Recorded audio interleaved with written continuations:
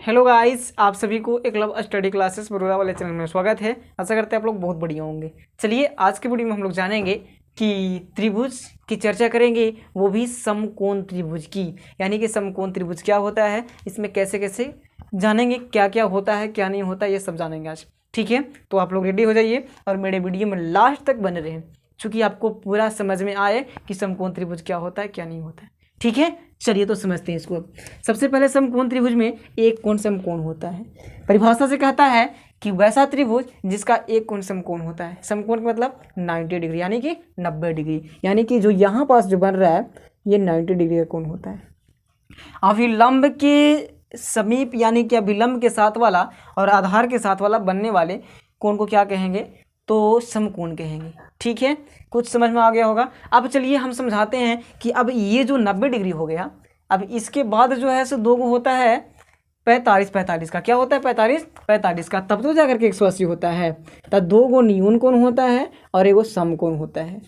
ठीक है, दो कोण जो होता है इसमें न्यून होता है और एक सम होता है। ठीक है, चलिए तो समझते हैं आगे। अब इसमें भुजा भी होते हैं। कोण को तो हम लोग जान गए कि दो गो न्यून कोण होता है, एगो समकोण होता है। ठीक है, चलिए अब देखना है हम लोग को कि इसमें आधार लंब कौन होता है, इसको समझेंगे, और कर्ण कौन होता है।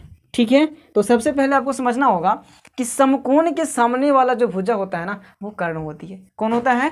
कर्ण होता है। जो समकोण रहेगा उसके सामने वाला, समकोण यहाँ बन रहा है ना समकोण, तो इसके सामने वाला कोची कहलाएगा, तो कर्ण कहलाएगा।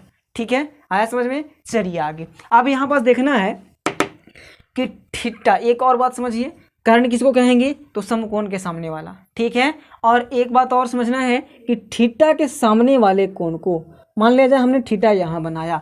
अब बिल्कुल त्रिकोणमिति अब ना पढ़ते, त्रिकोणमिति को छोड़ करके अगर देखा जाए तो आपको हमेशा लंब यही माना जाता है। ठीक है, और आधार इसको मान लिया जाता है। ठीक, चलिए तो हम लोग को देखना है त्रिकोणमिति से नहीं, त्रिकोणमिति से बता देंगे आपको लास्ट में, थोड़ा सा देख लीजिएगा थोड़ा। ठीक है, तो चलिए इसको अभी फिलहाल यहाँ के अनुसार इसको आधार मान लिया जाता है। बिल्कुल होता ही है, मानना नहीं जाता है, होता है। ठीक है, अब देखिए, अब थीटा के सामने वाला लंब कहलाएगा। क्या कहलाएगा? लंब होगा। थीटा के सामने वाला कौन होगा? लंब। और थीटा के सामने, थीटा से लगे हुए भुजा को, थीटा ये है, थीटा से लगने वाला भुजा कौन है, तो आधार हो जाएगा। ठीक है, समझ में आया। चलिए आगे समझाते हैं आपको। अब यहाँ पास मान लिया जाए सपोज दैट किसी त्रिभुज हम लिए, उसमें थीटा यहाँ बन जाए। थीटा कहाँ बना हुआ रहे? यहाँ बना रहे, तो इसका जो लंब होगा ना बाबू, थीटा के सामने वाला ही होता है। तो थीटा के सामने वाला कौन है? ये है, तो यही लंब हो जाएगा। देखो यहाँ पास थीटा बन रहा था, तो इसके सामने वाला लंब हो गया। जब यहाँ थीटा बन रहा है, यहाँ थीटा बन रहा है, तो ये लंब हो जाएगा। ठीक है, तो आधार कौन होगा, तो ये बदल जाएगा, ये एक स्थान पर आ जाएगा, ये अगर स्थान पर चल जाएगा। ठीक है, तो यहाँ पास आ जाएगा आपका आधार। समझ में आया। और कर्ण जो है फिक्स रहता है। कर्ण क्या रहता है? फिक्स रहता है। कर्ण में चेंजिंग नहीं होता है बाबू। ठीक है, और एक बात आपको बता दें हम कि समकोण त्रिभुज के सबसे बड़ी भुजा जो होती है वो कर्ण ही होता है। ठीक है, समझ में आया आपको। चलिए आगे चलते हैं। अब त्रिभुज आपको लिख लेना है, समकोण त्रिभुज किसे कहते हैं, तो आपको लिखना है कि वैसा त्रिभुज जिसके दो कोण न्यून कोण होते हैं और एक कोण समकोण होते हैं, यानी कि 90 डिग्री के होते हैं, उसे क्या कहेंगे? समकोण त्रिभुज कहेंगे। ठीक है, चलिए, और इसमें तीन